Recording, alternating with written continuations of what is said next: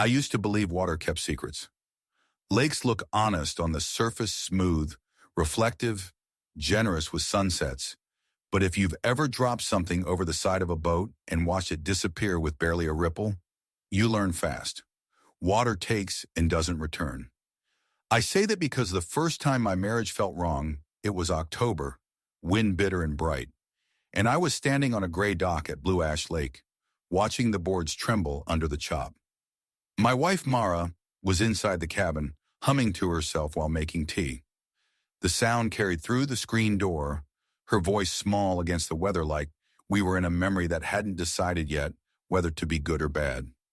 We came to the lake because we'd started talking around each other in the city, two satellites in the same orbit with no gravity left to pull us in. The cabin belonged to my uncle before he passed. I remembered it from summers when I was 12. The taste of tin cups, the burn of rope on my palms, the old rowboat with a missing oarlock we compensated for with stubbornness. When I suggested a month here, no phones after 9, real dinners, walks, we both pretended it was spontaneous. It wasn't. People don't retreat to the water by accident. They do it when they need a quiet place to hear the parts of themselves they've ignored. On our first night, storm swells tapped the dock like knuckles on a door. I loaded the wood stove and felt like a reliable man again.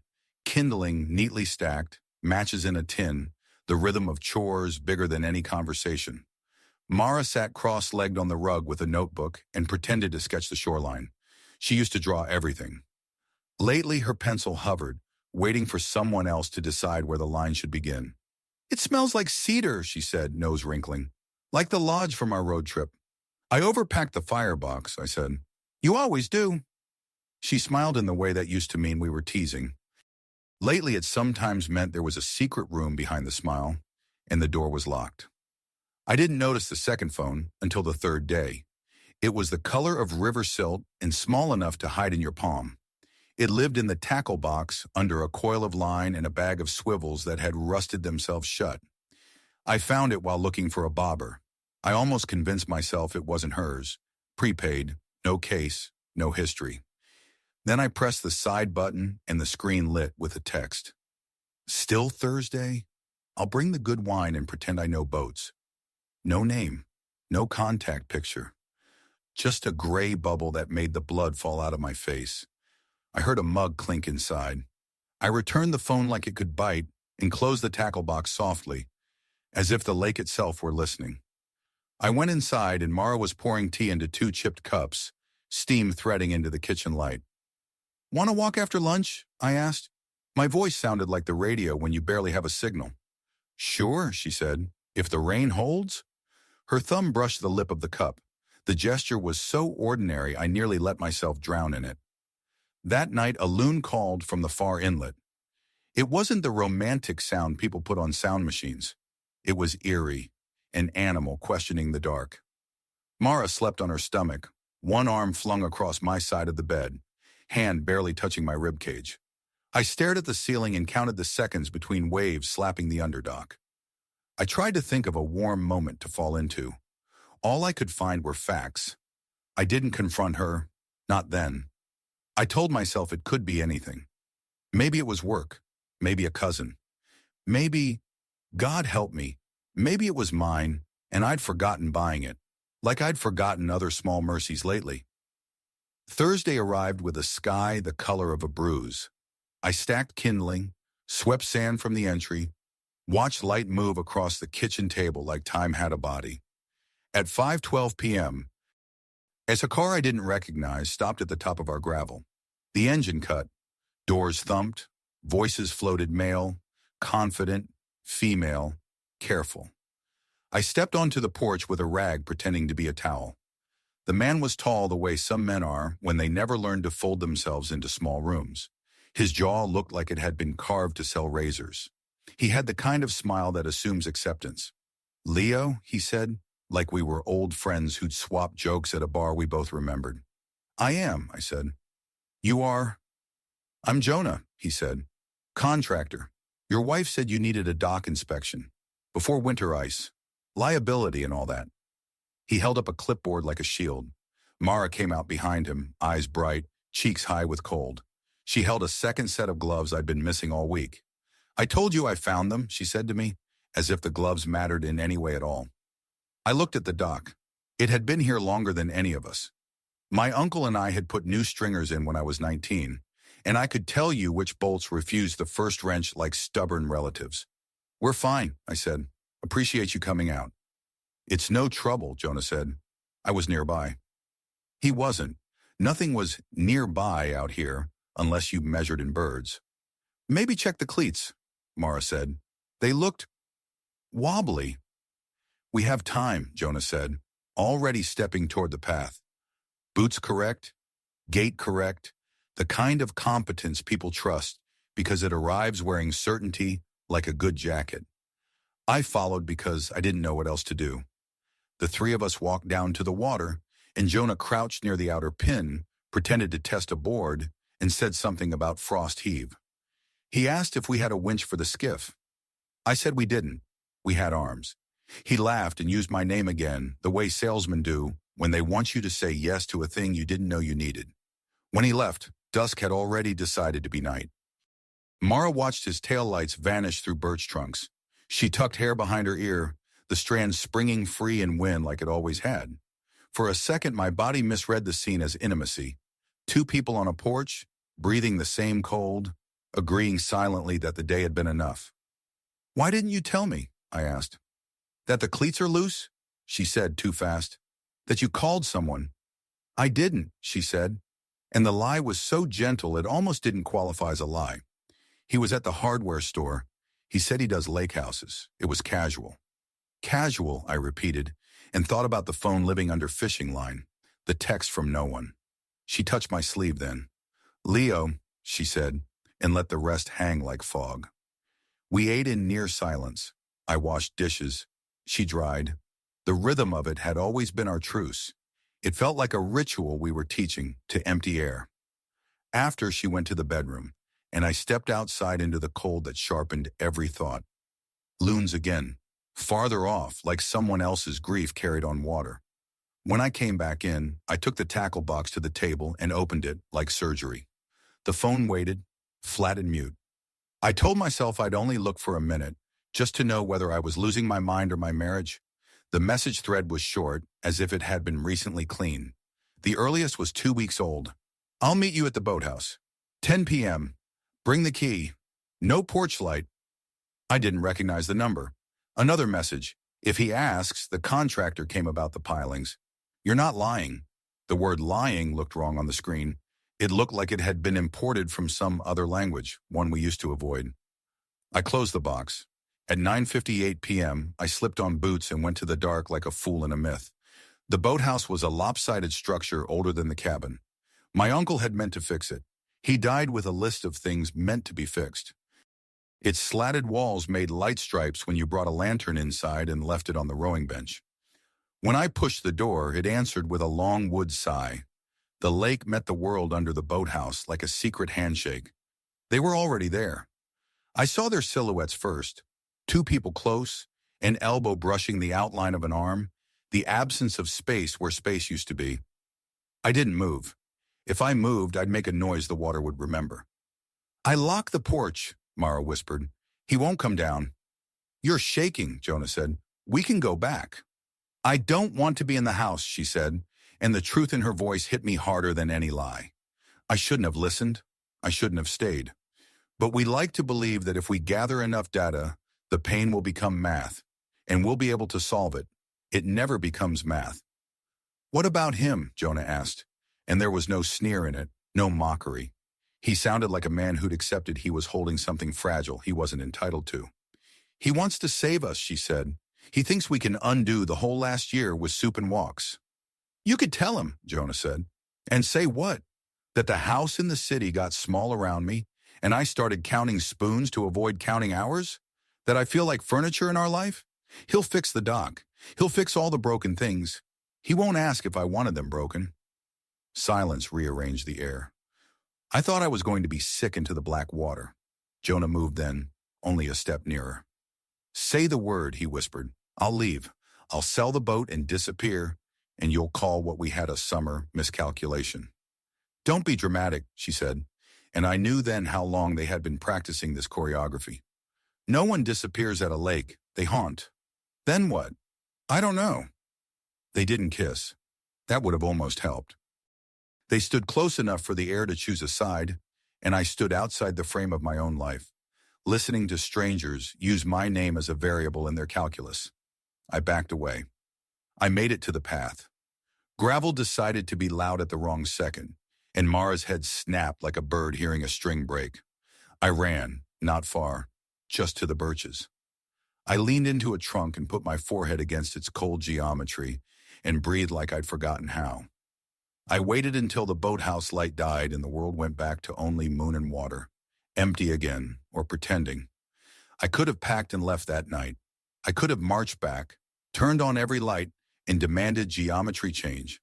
Instead, I sat at the kitchen table and wrote her a letter because I couldn't trust my voice not to do something it would regret. I wrote, I heard you. I don't know what version of me you need me to be for this moment, so I'll be the honest one. If you want this, you have to say it out loud. If you want me, you have to say that louder. I slid the note under the sugar jar because she always reached there first in the morning. She didn't find it, or she pretended she didn't. We made breakfast in that quiet we had invented to avoid drowning in noise. At noon, I went to town under the excuse of propane. When I came back, the sugar jar sat on the counter, the note still sleeping beneath it. I took it as an answer I didn't want to understand. That evening, the wind calmed enough to show a different version of the lake, the mirror one that reflects back whatever sky's available. We ate on the porch because the stove had singed the room. I wanted to ask whether she believed we were still married in a way the law would recognize. I didn't. We talked about a loon's call like it was a poem. When night finally fell, I took the skiff out by myself. I rowed toward the inlet where the tall pines made a kind of cathedral. I let the boat spin on its own axis, watching the cabin shrink into a square of domestic light. I said out loud, if you're going to leave me, do it clean. My voice sounded like a stranger's. The lake swallowed it without comment. The storm came on a Sunday. Low pressure sat on the water like an old man refusing to stand. Whitecaps hustled toward shore. Rain hit sideways, the kind you feel through walls. We brought in the porch chairs and stacked them against the inside door. The boathouse moaned. The dock flexed the way it always had, the way a body flexes under weight because it was built to hold. At 11 p.m., just when we could have called the worst of it past, the wind changed direction, and the lake got new ideas. A plank snapped near the ladder with a crisp report like a bone in a bad football game. I'll check the rope, I said. I'll come, she said, as if we were a team in a movie where teams conquered weather together. You shouldn't go alone. We shouldn't both be swept in if a cleat pulls, I said. Practicality is the coward's poetry. On the dock, I crouched and tightened lines that didn't need tightening. Out past our light, the boathouse made a low wood voice, and then fell silent. I shone the flashlight toward it, but got back only rain. When I turned, Mara stood at the edge of the porch, hair soaked, hands at her sides like she had thrown them up, and then remembered to be still. She looked like someone photographing their own life. She looked like a person learning that a storm will never decide for you. We didn't sleep. Morning arrived as a different weather than the one the night had promised. Sky scrubbed blue. Water dappled with early light like gin poured over glass. The boathouse stood, barely. One corner had dropped into the lake, as if testing careers in amphibious living. Jonah will have to check that, Mara said, and I closed my eyes in the way you do when paint is too bright. I'll check it, I said. It's my family's wrong geometry. I didn't mean... I know what you meant. At noon, a pickup I recognized came down our drive. Jonah climbed out with a coil of rope and an expression practical enough to pass for concern. He looked at the boathouse. He looked at me. He looked at Mara and adjusted the angle of his body so he wasn't facing her fully, as if he'd learned something in the night. I wanted to hit him. I wanted to shake his hand. I wanted to ask how he took his coffee, then make it badly. We'll need to brace the corner, he said to me, professional, ready to be the man with a solution. You got to come along? In the shed, I said. I'll grab it, Mara said. And the way she said it told me they had filled their silences with tools and tasks before. She moved like someone who knew where the rope lived. She moved like someone who had moved in more than one dimension of my life without permission. We worked for 2 hours.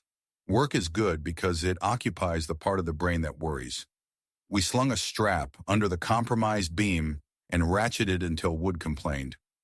We sistered a board that didn't deserve the effort. We made the world hold together through hardware until it looked like it might hold on its own. I bled at a knuckle and liked the sting because it was mine. When we were done, Jonah nodded once approval.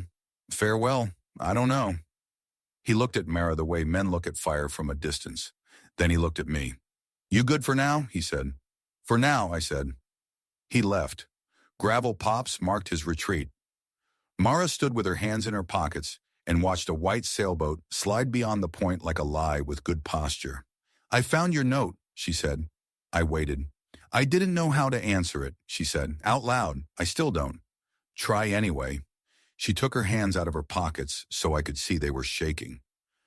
I don't know if I want us or if I want the version of me that existed before I wanted anything else.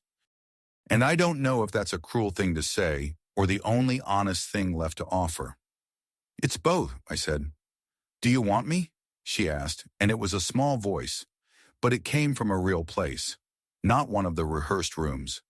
Yes, I said, but not like this. Not as an apology, not as a prize I win for being patient. I want you if you choose me without needing me to rescue you from your own life. I don't know how to choose. That's the part I can't do for you. Days slipped. We made soup because the weather told us to. We fixed small things, window catches, a loose rung on the front step, a drawer that screamed like a child when you opened it. It felt like we were moving through the house asking it to vouch for us. At night we spoke in fragments that didn't add up. Sometimes I slept on the couch and told myself it was because the stove needed feeding. Sometimes she slept near the stove and told herself nothing. One evening I took the skiff alone again, to the far side where a ridge of slate came up like the back of a sleeping animal. I beached the bow and climbed the wet rock, sat and watched the cabin across water. It made a pleasant shape in the evening, a kind shape, a shape that had no memory of people messing it up. I heard a second boat. I dropped low on instinct. Jonah's outboard muttered him into view. He cut it before the echo could carry. He wasn't heading for our dock. He was aiming for the old resort beach where people once danced to bad speakers and mixed drinks with too much ice. He pulled the boat up, tied it to a root, and waited. Waiting is its own confession. In 10 minutes, Mara came down the path on foot, hood up, moving like someone who knows each board by its particular complaint. She stopped 10 feet from him. Neither reached. The distance between them felt like either a last grace or a countdown. I can't keep making meetings with you in other people's houses, she said. Wind tipped her hood back. Her hair flickered like a wick in unsteady air. Tell me to go, he said. She laughed once, the sound the opposite of joy. You say that like it's simple. It is, he said. Not easy. Simple. He was right. I hated him for being right in my weather. I'm afraid of choosing wrong, she said, and afraid of living precisely, and afraid of being the villain in the version of this story people prefer. You can't win a story, he said. You can only tell the true one. He took one step closer and then stopped because he learned something about edges. If you stay with him, he said, I'll let you. If you come with me, I'll let you. If you tell me to take the long way around the lake and never show my face again, I'll do that too. But do not ask me to be your weather. Pick a sky. She covered her face with her hands then, and I realized I didn't want to watch any of this. Didn't want any more data. Didn't want to know the exact degree of someone else's gentleness. I slid back down the rock and into the skiff and rode a vector that would keep the island between us until I hit open water. Halfway across, the wind picked up, and the boat spun once, twice like a compass that had lost its surety. For a 6 second, I thought about letting it spin me until I couldn't row straight, until the lake wrote the ending, and no one had to choose anything. I went home. I didn't say what I'd seen. She didn't either. Sometimes making a choice looks like closing your eyes. On our last week, the maples at the far end finally dropped all at once, a papery flock landing on the shallows until the lake looked like it wore a shawl. I split wood for the next person because that's what you do when you've been a place long enough to owe it decency. On the final morning, we stripped the bed and folded the blankets and stood in the doorway like we were waiting for the past to catch up and give us a different instruction. At the city, the apartment felt like a replica of something better. We unpacked dumb things: first spices, a jar of screws, a soap dish with a crack we refused to replace. She put her coat on the same hook it had always owned. I put my keys in the bowl where they had always slept. Rituals are generous. They make even mistakes feel like part of a plan.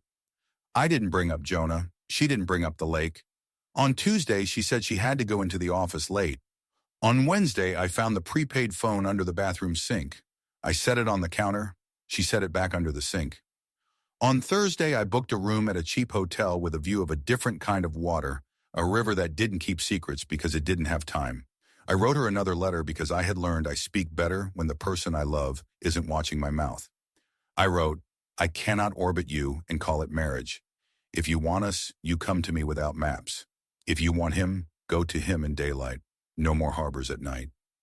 Then I left my key in the bowl and walked down to the river, where men in boots cast lines and waited for silver decisions to pierce the surface. She didn't respond that night. In the morning, at 6:11 a.m., she called. The hotel curtains were the color of unripe pears. Traffic made the thin glass hum. "Come home," she said, and her voice had lost its practiced shapes. "Say the rest," I said. "I told him no," she said. "I told him I needed to be someone who doesn't use the word weather as an excuse to drown. I told him I can't ask you to hold me up while I swim for the shore, and I can't ask him to be the shore. I told him I have to choose a room and live in it with the lights on. And the room is you," she said. And then, before I could mistake it for victory, she added, "If you still want me, not the idea of me, this me, the one who did things she hates and can't blame the lake for." I didn't talk for a long time. I listened to a bus sigh and a man swear at his coffee and a bird that didn't belong in a city pretending it did. I thought about the dock flexing under weight, not because it was weak, but because it was built to live. I thought about the boathouse refusing, mostly to fall. I thought about the way Mara's hand had hovered over the sugar jar, and the way she had not lifted it, and the way she had finally said out loud the thing we both had been too polite to pronounce. "I want you," I said, "but we make rules. Daylight, phones on tables, questions asked the first time they arrive, not the 100th. Therapy, the real kind that makes you mad. And we go back to the lake in a year, not to reenact anything, but to stand on that dock and see if it holds, or if we're only asking wood to lie for us." "Yeah," she said, "all of it." We didn't become saints. We fought about stupid things and real things. We learned how to draw the line where people end and weather begins. She kept the prepaid phone for a month without turning it on, like an artifact of a religion she'd left. Then she handed it to me and said, "Trash day." I took it to the chute and listened to it fall through a series of metal throats until the building digested it. When we returned to Blue Ash next October, the boathouse had been repaired by someone less sentimental than I am. It stood straighter than it ever had. The dock boards didn't groan under us because they'd been replaced. We sat on the edge with our feet over water, the color of old coins, and didn't talk for a while. A loon called, less eerie in daylight. Mara put her head on my shoulder, weight honest, not apologetic. "Do you think the lake remembers us?" she asked. "The lake remembers everything," I said. "It just doesn't tell." "Maybe that's mercy," she said. "Maybe it's just water," I said. A sailboat moved like a good sentence across our view. She laced her fingers through mine. In the reflection beneath our feet, we looked a little older and a little truer. If someone had asked whether we made it, I wouldn't have known how to answer. People like binaries because they make stories easy. But some lives require a middle tense you can only conjugate with practice. That night, wind talked to the roof like an aunt who stays a little too long at the door. I lay awake and waited for the feeling that used to come, the one where I measured breaths to calculate whether I was being lied to. It didn't arrive. I fell asleep without defending myself. In the morning, we drank coffee on the steps and watched fog slide off the far bank like a curtain lifted for a matinee. She pointed to a pair of gulls arguing over something invisible to us. I laughed in the way I had forgotten I could, the way that uses your whole chest. Like your body is a dock and laughter is the wave that proves the pilings were sunk deep enough. If you came here for a clean moral, I don't have one. If you came for a villain, I can offer any of us, depending on the hour you catch. What I have is a dock that didn't fail, a boathouse that pretended to, and a woman who decided to say no to weather and yes to a room with the lights on. In the end, the lake didn't keep our secret. We did, by telling it the right way. In daylight, with names, without pretending a storm is fate. The water didn't return anything we dropped into it. We learned to stop dropping things. And when the wind came up, as it always does here, we stood together and let the boards move under our feet, flexing not because we were weak, but because we finally understood how to hold. If you made it to the end of this story, thank you. It means a lot. New stories like this one are posted every single day, so make sure you subscribe to the channel and turn on the notification bell so you never miss one. And if this story touched you, please give it a like. It really helps more people find our content.